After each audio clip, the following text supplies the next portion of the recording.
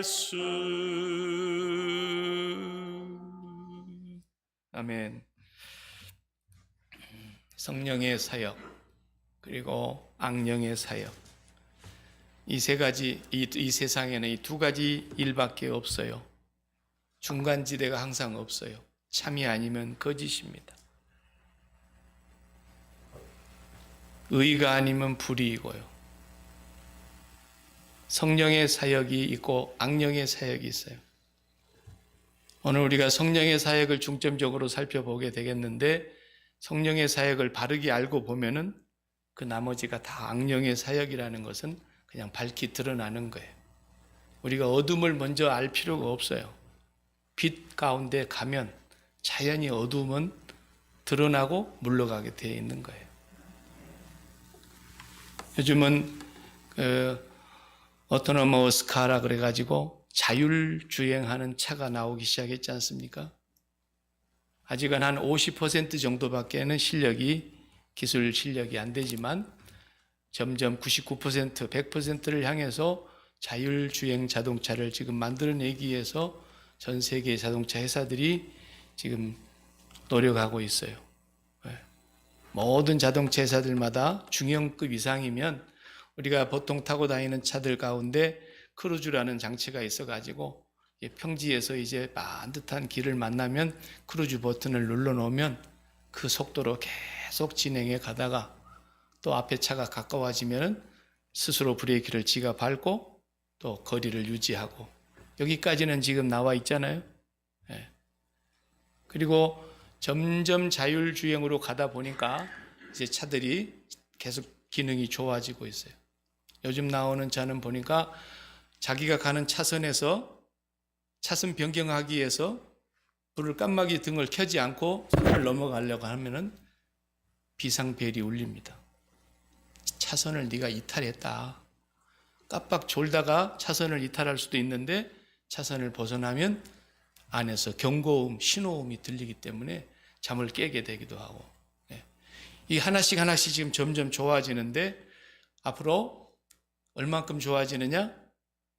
내가 가려고 하는 목적지만 딱 지도에 입력하면 이제 한숨 뒤에 뒷자리에 가서 그냥 다리 쭉 뻗고 들어누워 있어도 지가 알아서 목적지에 딱 도착을 해주는, 거기까지 지금 갈 거예요. 그러니까 저도 그런 차를 한국 갔을 때 잠깐 운전해봤다 그랬죠. 해보니까 운전대를 놓고 있어 보니까 지가 알아서 다 가더라고요. 굽어진 길도 지가 알아서 가고 반듯한 길도 지가 알아서 가고.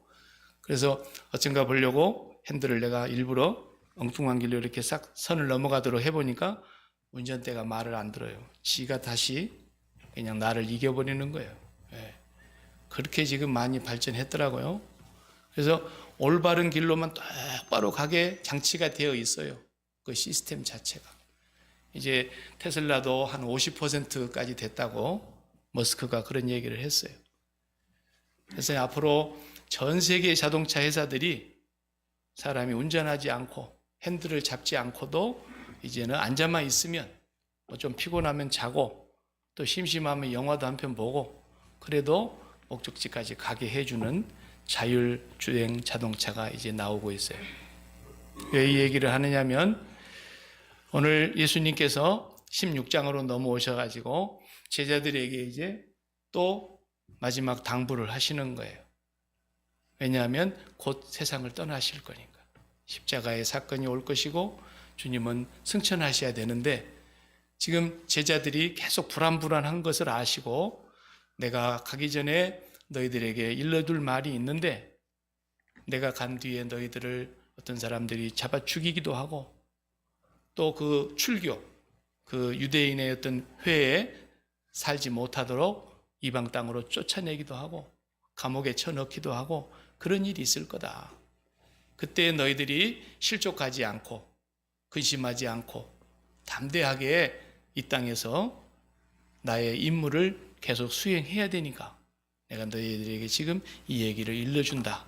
그러시면서 제일 오늘 우리 중요하게 말씀하신 것이 5절에서 11절인데 그 내용이 뭐냐면 성령을 보내주시는 약속을 하신 거예요.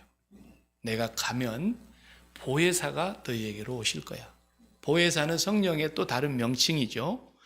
보혜사라는 말을 이제 우리를 곁에서 도와주시는 분이라는 뜻이에요. 그래서 성령님이 이제 우리 곁에서 우리를 도와주실 것이다. 제자들은 여지껏 예수님이 도와주셨어요. 예수님과 함께 있었어요. 내가 가야 된다. 내가 떠나갈 텐데 내가 가면 그분이 오시게 된다. 그래서 내가 가는 것이 너희에게 유익이야 그랬잖아요.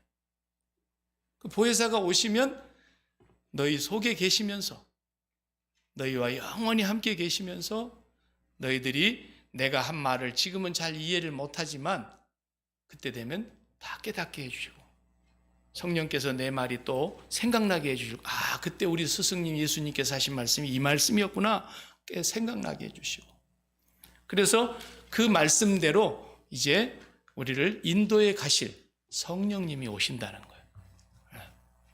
근데 성령님이 오시면 하시는 일이 뭐냐 그랬냐면 책망하러 오신대. 책망하러. 성령님의 사역은 한마디로 말하면 따라 합시다. 책망하러 오시는 거예요. 책망을 들으면 별로 기분이 안 좋죠?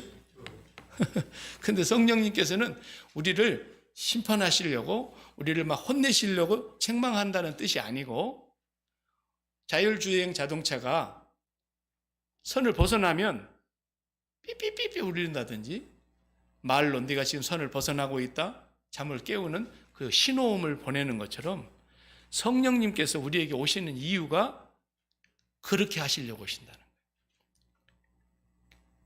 그래서 성경을 보면 모든 인류는요 타락한 이후로부터서 양심이 없는 사람이 되어버렸어요. 양심이 다 죽어버렸다고 해요. 성경에서 말하는 것은 모든 인류 아담의 자손들이 다 양심이 죽어버렸어요.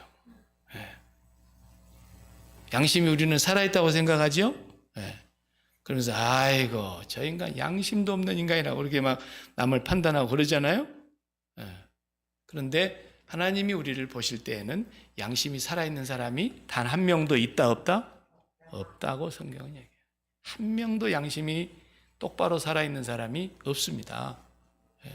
다 양심 없는 사람들이고 양심이 파손된 사람들이고 양심이 죽어있는 사람들이에요. 도둑놈들도 얼마나 양심이 있는지 몰라요. 보석 땅을 털어가지고 집으로 들어가서 숨어가지고 성공했다고 기뻐가지고 전부 다 자기 거 챙긴 거 다 꺼내놔 양심적으로 해. 이런다. 우리가 볼 때 그게 양심입니까? 이 도적놈들이? 아니 지들이 무슨 양심이 있다고 양심적으로 나누어 그런 얘기를 하냔 말이에요. 우리가 볼 때 그렇잖아요. 하나님이 보실 때도 못해. 온전하신 하나님의 눈으로 이 지구상에 있는 모든 사람들 보면은 우리가 도둑놈들이 하는 말하고 똑같은 행동을 하고 있는 거예요. 뭔 지가 양심이 있다고? 양심도 없는 인간이라. 그래서 성령이 오셔서 양심이 없으니까 책망을 받지를 못하는 거예요. 양심이 있어야, 양심이 살아있어야 책망을 받을 텐데. 전혀 길티가 없는 거야. 아니에요, 목사님. 무슨 얘기 하세요? 저는 지금 길티를 늘 느끼고 살거든요. 네. 그런 사람은 좀 더 들어봐요. 양심이 없는 사람, 양심이 죽어버린 사람, 양심이 파손돼 버린 사람의 증상이 어떤 것인가? 성령이 오셔서 다 드러내시는 거예요. 너는 양심도 없구나. 성령이 그것 때문에 오신 거예요. 오셔서 책망하시려고. 영어 성경에는 convict라고 썼습니다. 그 단어의 의미가 막 혼내킨다는 책망을 말하는 게 아니고 우리 마음속에 네가 지금 선을 넘었어. 자율주행차가 이렇게 신호를 보내는 것처럼. 네가 지금 가고 있는 길이 하나님의 자녀가 가는 길이 아니야. 네가 지금 성령님을 모시고 살고 있는 성전인데 네 하는 말투가, 네 하는 행동이, 네가 마음에 품고 있는 생각이 전부가 바른 길이 아니야. 바른 생각이 아니야. 바른 뜻이 아니야. 바른 행동이 아니야. 라고 성령께서 계속 우리에게 죄를 지적하고 깨닫게 하시려고 오신다. 그래야 바른 길로 돌아올 거 아닙니까? 네. 그러니까 오늘 세상을 책망하러 오신다고 본문에 그렇게 말씀을 하셨는데, 세상을 책망하러 온다는 말은 저 세상을 어떻게 성령이 책망하시겠습니까? 앞에 우리가 14장에서 본 대로 성령이 오시면 어떻게 하세요? 세상은 능히 그를 받지 못할 거라 그랬잖아요. 왜냐하면 그는 보지도 아니하였고 알지도 못하기 때문에. 그러나 너희는 성령을 아나니 그가 너희와 함께 거하실 거고 너희 속에 계시겠습니다. 그 성령이 와서 책망하는데 보지도 알지도 못하는 성령님을 어떻게 세상이 책망을 듣겠냐고요. 이 말씀은 오늘 교회를 향해서, 제자들을 향해서 하신 말씀이세요. 세상을 책망한다는 말은 무슨 말이냐면, 너희는 세상에 속하지 않았다. 지난주 우리가 살핀 대로 세상에 속한 사람이 아니기 때문에 주님이 기도할 때도 저들을 세상에서 빨리 데려가기를 바라는 것이 아니었고, 저들을 세상에 있는 동안에 악에서 구원하여 주시기를 기도합니다. 왜냐하면 내가 세상에 속하지 않은 것처럼 저들도 세상에 속하지 않았습니다. 주님이 그렇게 기도하셨잖아요. 그러니까 세상에 속하지 않은 사람들이 성도인데, 성도가 세상에 속한 사람처럼 마치 그냥 브레이크가 고장난 질주하는 기차처럼 막 세상으로 향해서, 진력을 향해서 가고 있는, 그래서 그 마음속에 세상을 그토록 사랑하고 세상에 있는 육신의 정욕과 안목의 정욕과 이생의 수많은 자랑거리들을 향해서 온 힘을 다해서 가고 있는 그 성도에게 성령이 오셔서 경고음을 보내는, 이 양심도 없는 거사. 양심이 없으니까 그렇게 가지. 양심이 있으면 어떻게 그렇게 가겠냐는. 하나님이 보실 때 전혀 양심이 없는 인간이에요. 양심이 완전히 죽어버린 인간이에요. 그 인간을 향해서 성령이 오셔서 죽어버린 양심을 대신하시려고 오시는 거예요. 이 양심은 고칠 수가 없어요. 망가져 버렸어요. 죽어버렸어요. 그래서 성령이 우리 안에 들어오셔야 죽은 양심을 대신하시도록 성령이 하시는 사역이 바로 양심의 역할을 하시는 거예요. 양심의 역할. 그래서 사도 바울도 로마서 8장까지 이제 말씀을 마치고 나서 9장에 가서 처음으로 자기 동족 얘기를 하잖아요. 여러분, 내 마음속에 그치지 않는 고통이 하나가 있습니다. 이것이 거짓말이 아니라는 것을 성령 안에서 내 양심이 증거합니다. 이렇게 얘기했어요. 성령 안에서 내 양심이 증거합니다. 그러니까 성령이 오셔서야만 내 양심이 제 기능을 하게 되는 거죠. 네. 또 디모데서를 읽어보면은 제일 많이 쓰는 말이, 디모데야, 네 조상적부터 섬겨오는 그 청결한 양심이 네 속에도 있는 줄 안다. 또 집사를 뽑을 때도 깨끗한 양심의 믿음의 비밀을 가진 자라야 할지니, 그런 말씀하십니다. 어떤 사람은 이 양심을 버렸느니라, 그렇게 또 말씀하셨습니다. 깨끗한 양심, 청결한 양심, 너의 조상적부터 섬겨오던 그 믿음을 내가 안다. 그러면서 양심의 얘기를 꼭 하는데요. 이것이 바로 하나님 안에서 성령으로 말미암아 기능을 하는 양심을 말하는 거예요. 그러니까 성령이 오시지 않으면 다 양심이 죽어있는 상태가 돼가지고 지들끼리 싸우면서 에라이 양심도 없는 인간아, 그러지만 지도 똑같아요. 도둑놈이 도둑질에다 놓고 양심적으로 나누라 하는 말하고 그것도 똑같은 행동을 하고 있는 거예요. 하나님이 보실 때는. 나는 양심이 있나? 없어요. 양심이 다 죽은 거예요, 인간은. 그러니까 이 성령님이 오셔서 책망하지 않으시면, 가령 오늘 간단히 말해서 오늘 주일인데 예배당에 나가서 함께 예배를 드려야 되는 이 거룩한 날로 지키는 이 예배를 드리지 아니하고 내가 마음대로 세상에 그냥 여행이나 다니고 그냥 오늘 또 세상 일에 빠져가지고 그러고 다니는데 내 마음이 아무렇지도 않아. 그럼 하나님 뭐라 그래요? 에라이 양심도 없는 인간아. 근데 이 말이야. 아니, 교회를 안 다니는 사람들은 주일날 교회 나온다는 것이 뭔지도 모르는 사람들인데, 저 사람들이 오늘 예배당에 안 나왔다고 해서 막 양심에 길티가 있겠어요?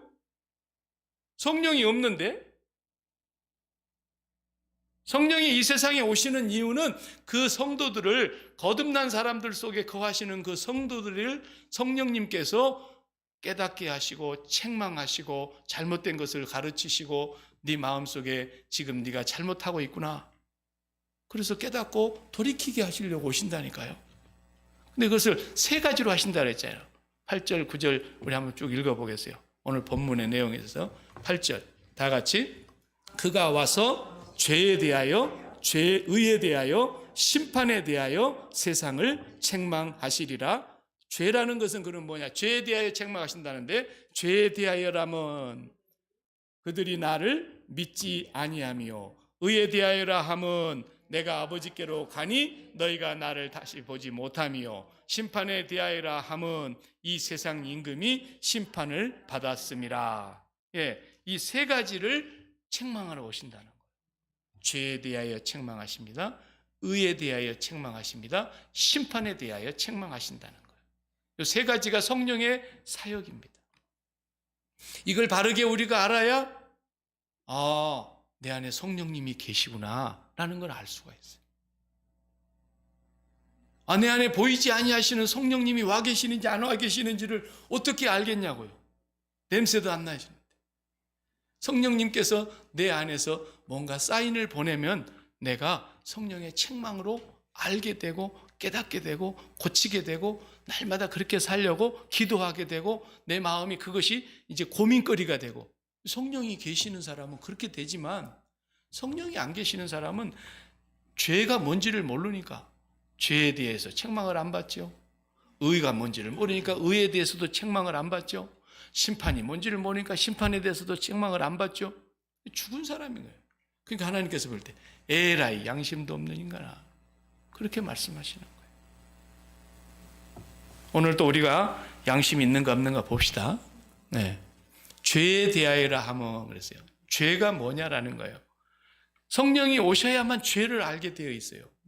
절대로 성령이 오시기 전에는 뭔만 알게 되어 있냐면 도덕을 어기고 윤리를 어기고 또 도둑놈들끼리 도둑질에다가 양심적으로 안 하고 지 호주머니에다 더 집어넣고 이런 양심을 어기는 그런 정도가 무슨 양심 어기는 것인 줄 알고 그런 정도나 알고 또 내가 남들보다 조금 더 선하게 산다고 남을 함부로 판단하고 막 그러잖아요. 그런 양심.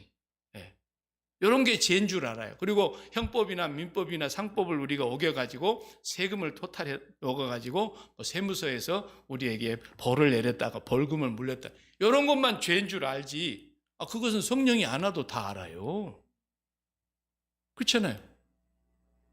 도덕을 어기는 것을 성령이 와야 알게. 유치원만 조금 괜찮은 데 나오면 다 알고요.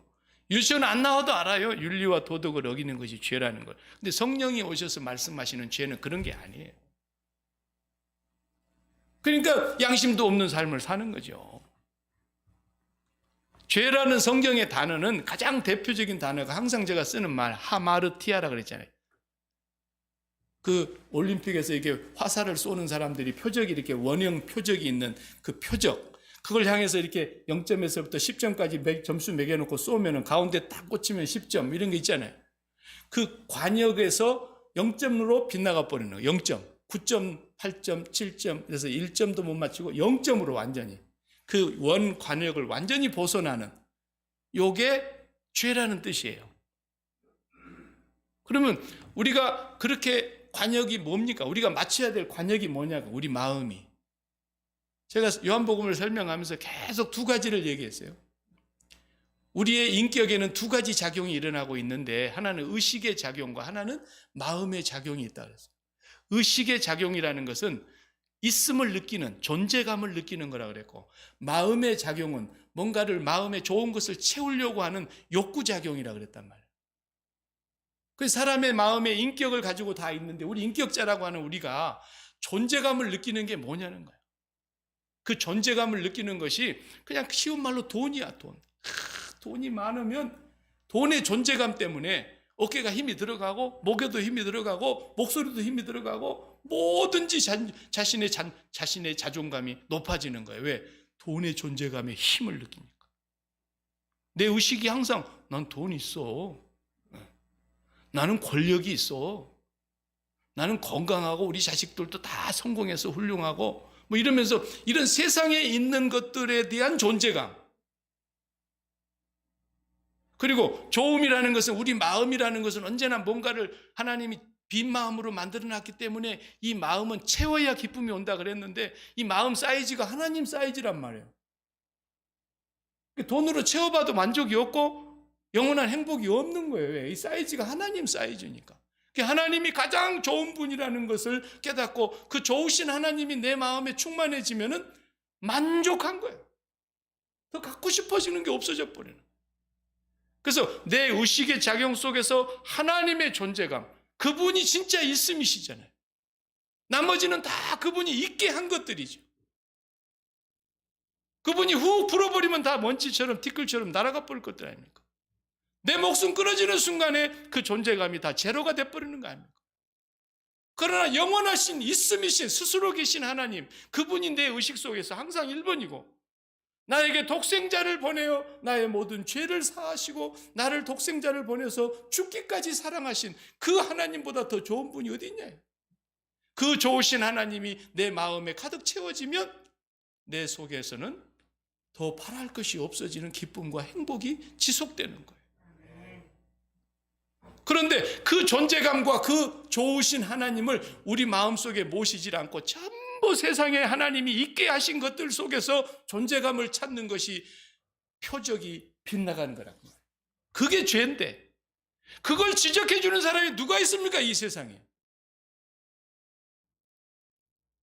성령이 오셔야 그것이 죄라는 걸 깨닫게 하십니다.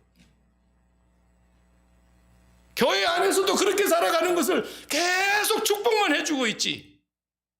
그 마음속에 하나님의 존재감이 최고로 가득 차서 하나님 한 분만을 내 마음속에 온전히 모시고 그분의 이름이 내 마음의 존재감 1등으로 영광의 하나님이 된다고 한다면 두려울 게 뭐가 있어요?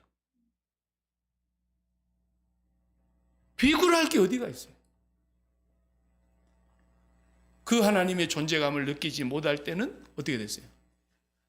예수님을 배반해 버리기도 하고 십자가를 부정하고 다 도망가 버리고 그러다가 성령이 오셔서 그 사내들인 예수님을 잡아 죽인 사내들인 공회에 베드로와 요한이 잡혀갔을 때도 이야 그거 보세요. 천하 인간에게 구원을 얻을 만한 다른 이름을 예수 이름 외에 우리에게 준 적이 없습니다. 아십니까? 이렇게 얘기해요. 무식한 놈인 줄 알았다가 그냥 깜짝 놀란 거예요.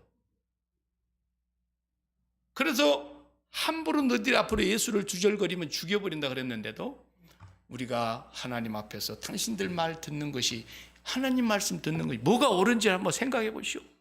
우리는 보고 들은 걸 말하지 않을 수가 없습니다. 이거 보세요. 표적이 분명한 거예요. 그들의 마음과 의식 속에는 하나님의 존재감과 하나님의 좋으심 외에는 없는 거죠. 이렇게 살지 못하는 사람들이 바로 뭐예요? 믿지 않는 사람들이에요. 죄에 대하여 하면 너희가 믿지 아니야. 그렇게 믿지 않는다는 거예요. 전부 세상에 있는 것들로 존재감을 찾으려고 하고. 그래서 성령이 오시는 이유는 바로 너희가 믿지 않고 있다고 하는 것을 깨닫게 해주시려고. 똑바로 믿어라. 너희가 지금 전부 표적에서 빗나갔다.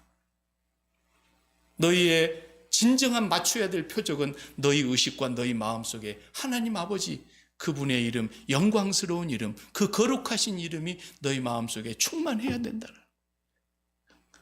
그분이 현실이 되고 그분이 나의 존재감으로 항상 충만해져 있어야 된다. 성령이 그것 때문에 오시는 거예요. 그러니까 여러분이 악령이 역사할 때는 어떻게 되는 거예요?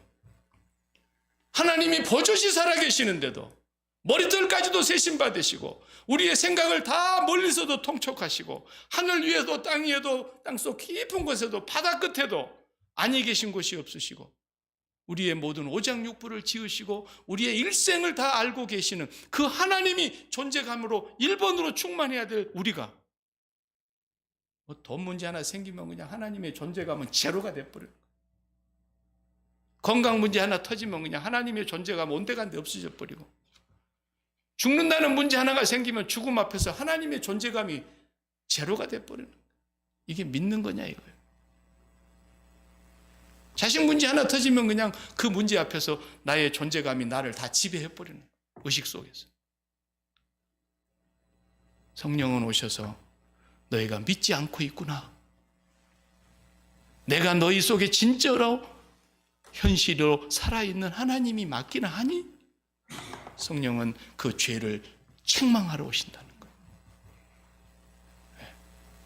악령은 항상 이 세상에 있는 든든한 배경, 이 세상에 있는 부귀영화, 명예, 성공, 번영, 형통, 출세, 인기, 장수, 건강 이런 것들로 존재감으로 꽉 차게 해놓은, 누가 그걸 제일 격려해 줍니까? 성령이? 천만의 말씀. 악령은 오늘 또 그 사람들을 계속 밀어붙여서 격려하고 있고, 악령이 계속 그런 사람들 잘하고 있다고 칭찬하고 있어요. 그런데 날마다 자신을 긍정하랴, 긍정의 힘, 긍정의 힘. 그 사탄의 자식들은 그런 소리 하는 거예요. 그래서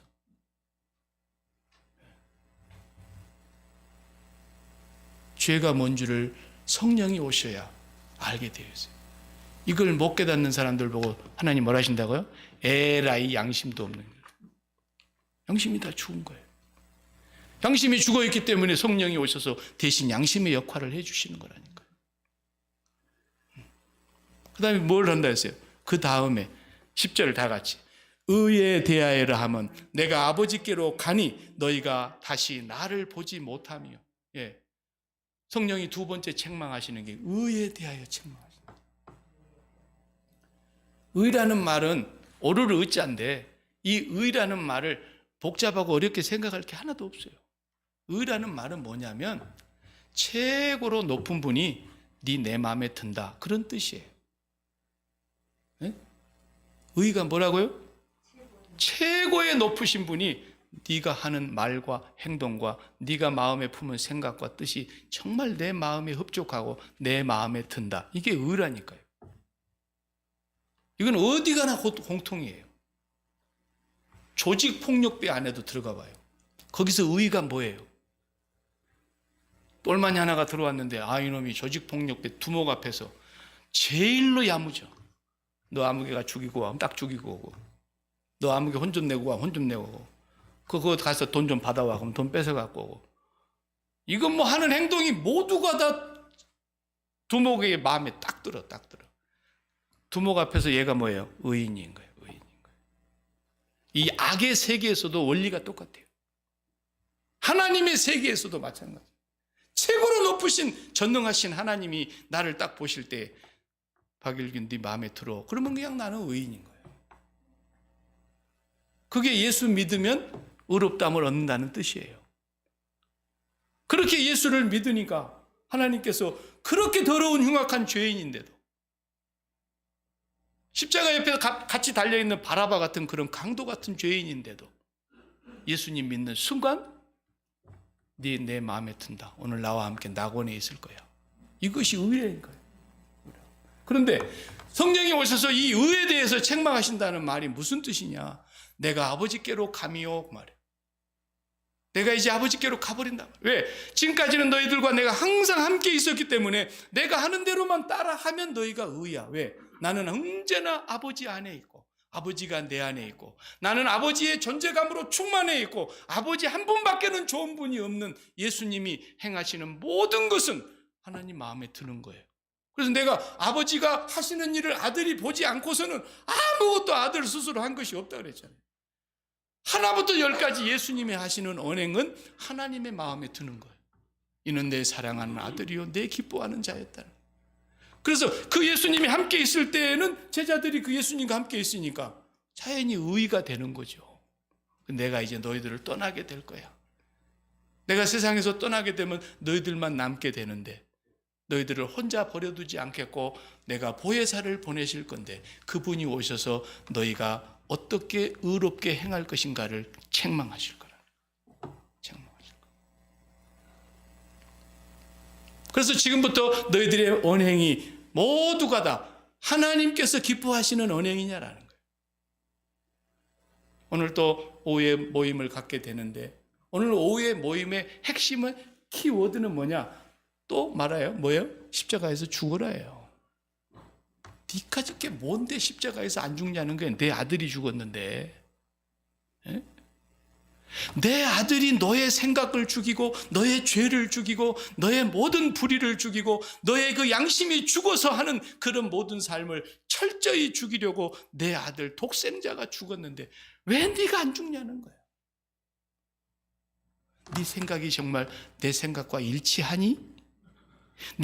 네가 지금 오늘 하는 행동이 내가 원하는 내 마음에 드는 행동이 맞니? 하나님이 늘 물으시는 거예요. 그러니까 성령께서 우리 안에 계신다면은 우리가 우리 마음대로 생각하면 안 되는 거예요. 성경에서 그랬잖아요. 땅의 것 생각하지 마. 그러면 생각하지 말아야지. 그런데도 부득부득 땅의 걸 생각하니까 하나님께서 뭐래요? 네가 양심이 있니? 그러는 거예요. 우리가 양심이 없으니까 성령이 오신 거라니까요. 양심이 없으니까. 양심이 죽은 거예요. 그래서 성령님이 오셔가지고 네가 지금 말하고 있는 것과 네가 지금 행동하고 있는 것과 네가 지금 결단하고 계획하고 네가 지금 추진하는 모든 것이 하나님의 마음에 드는 거니? 하나님 마음에 든다고 생각하니? 라고 성령은 계속해서 우리에게 책망하시는 거예요. 이거에 대해서 책망을 받지 않는다면 당연히 성령이 그 안에 없는 거죠. 내가 성령 받았는가 안 받았는가를 뭘로 알아요? 그걸 깨닫게 해주시는 것을 보면 내가 그러나 부족합니다. 내가 하나님의 뜻대로 살지 못합니다. 하나님의 뜻보다도 내 유익을 위해서 목사 같으면은 사람들이 쫙 이렇게 앉아 있는데 하나님의 말씀을 선포하는데 하나님의 말씀을 선포하는 것이 아니라 지 말을 선포하는 거예요. 왜? 저 사람이 들으면 기분 나쁠 것 같거든. 저 사람이 기분 상할 것 봐서 내가 하나님의 말씀을 올바로 전달하지를 못하는 거예요. 그럼 네 말이 지금 하나님이 하시는 말씀이 맞냐? 이렇게 얘기했을 때에 내가 사람의 눈치를 보느라고 내 인기에 영합하느라고 내 체면을 지키려고 하느라고 적당하게 얘기한다 해보세요. 그럼 나는 뭡니까? 사람을 기쁘시게 하는 종은 될지 몰라도 너는 내 종은 아니구나. 그런다 그랬잖아요, 주님. 내가 사람을 기쁘게 하랴 하나님을 기쁘시게 하랴.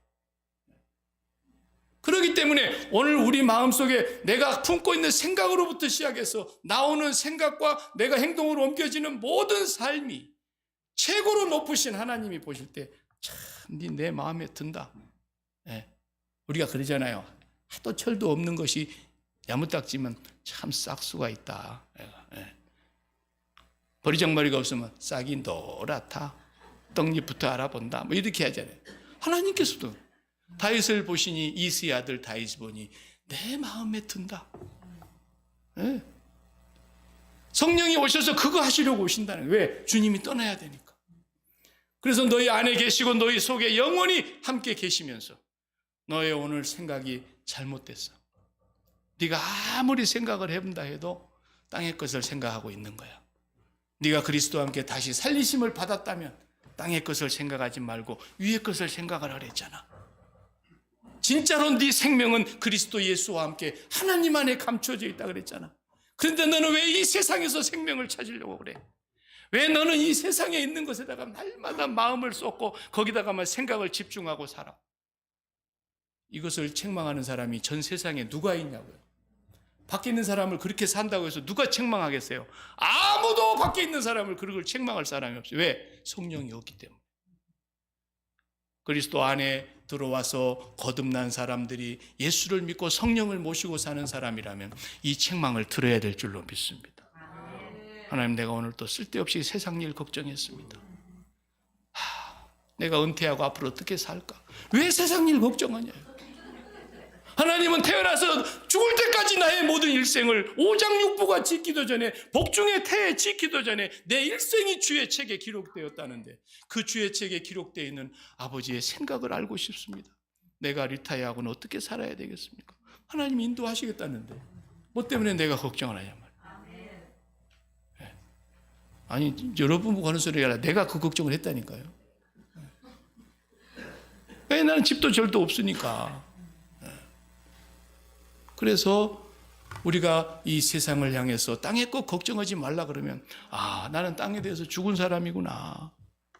하나님이 나에 대해서 그렇게 생각을 갖고 계신다는구나. 내가 보니까 우리 지혜 씨하고 희욱 씨가 태호를 이제 임신했다는 소식을 듣고부터서 너무 좋아가지고 아마 내가 안 봤었으니까 모르지만은 옛날에 나처럼 했을 것 같아. 막 벌써 배에서 이제 4주밖에 안 됐는데도 막 배도 만져보고 막 뱃속에 있는 애한테 뭐라고 중얼거리기도 하고 막 그랬을 것 같아. 안 그랬어요? 없네. 나가뿐네. 근데 애가 조금씩 배가 불러오니까 아가방을 다니면서 다 사오는 거야. 애기 놀이개는 뭐가 좋겠는가? 애기 차 카시트는 어떤 것이 낫겠는가? 애가 이제 걸어다니면 이제 그때 앉혀놓고 밀고 다니는 건 뭐가 낫겠는가? 베네쩌고리는 뭘 살 것인가? 기저귀도 다 그냥 몇 달치 준비해놓고 분유도 어떤 것을 먹어야 좋은가 다 조사해봐가지고 최고로 양질의 분유 같은 걸 사왔고 지금은 또 이유식 같은 것을 준비해서 태우가 걱정하고 앉아 있습니까? 점심은 뭘 먹어야 되나? 우리가 그러고 있는 거예요, 지금 하나님 앞에서. 우리는 세상 거 생각하지 말라는 거예요. 워낙에 예수 믿으면서 우리가 세상에 살면서 세상하고 너무 밀착되어 살다 보니까 날마다 세상 것만 생각하고 살았는데 제발 그러지 말라는 거예요. 이제는 좀 나와 같이 죽자라는 거예요. 세상에 대해서. 성령이 오셔서 그렇게 우리 속에 쟁쟁거리면서 계속해서 의에 대하여 책망하고 계십니다. 아버지, 오늘부터 내가 이제 아버지 마음에 드는 것이 어떤 것인가만 알게 해주시면 목숨을 걸고 내가 그 길로 가겠습니다. 이런 것만 내가 아버지로 인해서 부자가 되고 싶고 아버지 부자, 아버지를 가장 많이 가진 부자, 아버지와 가장 가깝게 밀접하게 친밀하게 사는 부자, 그런 부자가 되길 소원을 하나님 앞에 아뢰시고 그러면 성령은 하나님의 깊은 것이라도 통달하시는 영이라 그랬기 때문에 그리고 성령님은 우리가 보고지도 듣지도 생각지도 못한 일들을 우리에게 알려주시는 분이라 그랬기 때문에 그 성령이 오셔서 하나님의 듣도 보도 못한 크고 놀랍고 비밀스러운 일들을 다 우리에게 알려주실 그것이 의란 말이에요. 우리 생각대로 살면 의에 대하여 책망받을 것입니다. 마지막 세 번째 11절입니다. 심판에 대하여라 함은 세상 임금이 심판을 받았음이라. 심판에 대하여 책망하러 오신다. 그런데 이 심판에 대하여라는 말은 설명을 다 해놓으셨잖아요. 이 세상 임금이 이미 심판을 받았다. 이게 무슨 말이냐? 성령이 오셔서 심판에 대하여 책망하신다는 말은 이 세상 임금이라는 건 하나의 비유예요. 예수님이 가져오신 비유의 용어인데 이 세상 임금은 땅에서 뭐라 그래요? 지존. 최고로 높으신 분이 임금 아닙니까? 임금님은 하늘이에요. 짐은 곧 하늘이니 하늘의 신의 아들이라는 거예요. 임금님 입에서 나오는 법은 법이야. 그냥 말 그대로. 임금님의 말을 어기면은 무엄하다 이놈. 그리고 그냥 사약을 내리면 끝이야. 이렇게 임금님의 권세가 세상에서 가장 큰 심판하는 권세를 가진 자인데 예수님의 앞에서 14장에서 이미 말씀했어요. 내가 너희들에게 이제부터서는 많은 말을 하지 아니하겠으니 왜냐하면 이 세상 임금이 오겠음이라. 그러나 이 세상 임금은 나와 아무런 관계할 것이 없으니 그랬잖아요. 이제 빌라도도 오고 헤롯도 오고 예수님 잡아 죽이자고 다 오잖아요. 그러나 빌라도가 아무리 예수님에게 와서 뭐라고 얘기해도 예수님은 상대를 안 해주시는 거예요. 나는 너하고 아무 상관없어. 야, 내가 너를 죽일 권세도 있고 살릴 권세도 있는데 왜 묻는 말에 대답을 안 해? 그러니까 위에서 주지 아니하셨으면 너는 아무것도 못해. 그러니까 이 말은 무슨 말이냐면 이제 이 성령이 오셔서 거듭난 하나님의 백성들은 세상의 심판과 세상의 판단에 뭐라고요? 아무 관여하지 말라는 거예요. 세상이 나를 뭐라고 평가하든지 우리는 예수 그리스도 앞에서 죄가 무엇인 줄 알고 하나님의 존재감으로 하나님의 좋으심으로 내 마음에 충만하게 되고 그래서 하나님의 생각을 알게 돼서 하나님의 뜻을 알게 돼서 그렇게 살아가면서 너희가 행동하는 것에 대해서 세상이 뭐라고 하든지 신경 쓰지 말라. 베드로와 요한처럼 죽인다 해도 신경 쓸 거 없고 아그리빠 왕 앞에 끌려가가지고 변론을 하라고 세워놓은 바울이 아그리빠 왕이시여 내가 몸에 이렇게 쇠사슬에 묶여있긴 하지만 이거 묶인 걸 빼놓고만 나를 담기를 원합니다. 이렇게 말해버리는 거예요. 세상의 판결, 세상의 권세자들의 판단, 이 세상이 우리를 바라보는 시선, 아무것도 그들이 칭찬을 하든 우리를 비방을 하든 우리를 멸시를 하든 상관하지 말라는 거예요. 지난주 우리가 고린도전서 3장을 수요일 밤에 봤는데 3장 3절, 4절, 5절을 보면은 분명히 그랬잖아요. 여러분 고린도 성도들이여, 여러분들이 나를 판단하는 것은, 나에게 판단받는 일은 나에게는 매우 작은 일입니다. 나도 나를 판단하지 아니합니다. 그렇다고 해서 내가 의롭다는 사람은 아닙니다. 그러나 아무도 주께서 오셔서 판단하시는 날까지는 나를 판단할 자가 없습니다. 그랬다고요. 이거예요. 누가 감히 우리를 판단한단 말입니까? 하늘의 천사들도 우리를 판단하지 못할 것이고 도리어 우리가 세상을 판단할 줄 알라 그랬습니다. 그렇기 때문에 심판에 대하여 책망하실 것입니다.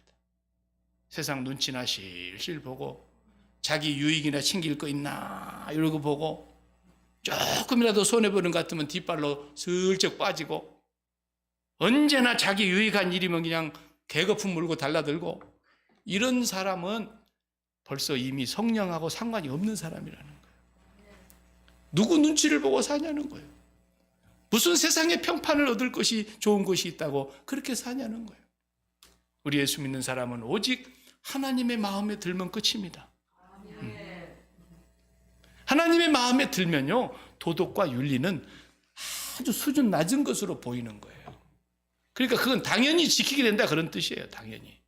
도덕과 윤리도 못 지키는 사람이 무슨 하나님의 법을 지키겠어요. 그렇잖아요. 성경에도. 보이는 형제를 사랑하지 못하는 사람이 안 보이는 하나님을 무슨 사랑한다는 새빨간 거짓말을 하냐는 거예요. 보이는 부모도 공경하지를 못하는 사람이 무슨 하나님을 경외한다 그러냐는 거예요. 네. 정말로 하나님을 경외하고 하나님을 사랑하게 되면 이 세상 도덕과 윤리 수준은 우리에게는 유치원 수준밖에 안 된다는 뜻이에요, 이 말이. 그러니까 기독교인들이 도덕과 윤리도 안 지키면 그건 성령이 없는 거예요. 양심이 없는 거예요. 말만 기독교인이라는 허울 좋은 이름만 갖고 있는 것이지 도덕과 윤리도 모르는 사람이 무슨 하나님을 섬긴다 하는 거예요. 그 말입니다. 네. 그렇잖아요. 접시에가 15개가 놓여 있는데 사람은 넷이서 먹어. 그럼 몇 개씩 먹어야 돼요? 15개가 놓여 있는데 4명이 먹으면 몇 개씩 먹어야 돼요? 우리 도덕도 잘 모르잖아요. 이렇게. 3개씩 먹어야 되는 거예요. 3개씩. 그럼 몇 개가 남아요? 3개가 남아야 되는 거예요. 거기서 무조건 4개 먹어버린 사람은 도덕을 모르는 사람이에요. 윤리를 모르는 사람. 밥상머리 교육이 안 된 사람이다 이 말이에요. 따지면 그렇다는 얘기예요. 그런 수준도 안 되는 사람이 무슨 하나님의 법을 지킨다냐는 거예요. 그러나 하나님의 법을 지킨다는 것은 이 세상의 도덕과 윤리는 우리에게는 너무 싱겁다라는 얘기예요. 그러니까 스데반 같은 집사님은 극단적인 상황이 왔잖아요. 돌멩이로 막 찍어 죽이는데도 도덕과 윤리는 그걸 어떻게 하라 그래요? 가만 놔두면 안 돼요. 그러나 스데반 집사는 아버지여 저들을 용서해 주십시오. 자기들이 하는 죄가 죄인 줄도 모르고. 이게 도덕하고 윤리하고 감히 게임이 됩니까? 하나님을 경외하는 성령이 충만해지면 충만해질수록 우리는 이 3가지로 날마다 우리 자신이 평가를 받는 거예요. 네가 진짜 하나님의 존재감으로 꽉 차 있냐? 네 마음속에 정말 너를 위해서 죽은 독생자 하나님 아버지가 최고로 중요하고 소중하고 좋은 분이냐? 라는 것이에요. 그렇지 않다면 너는 양심도 없는 인간이다. 죄 속에 머물러 있다라는 거. 그 하나님이 너의 행함이 될 것이라는 거예요. 그리고 살았다면 세상이 너를 뭐라고 평가하든지 간에 너는 세상에 개념하지 말라는 거예요.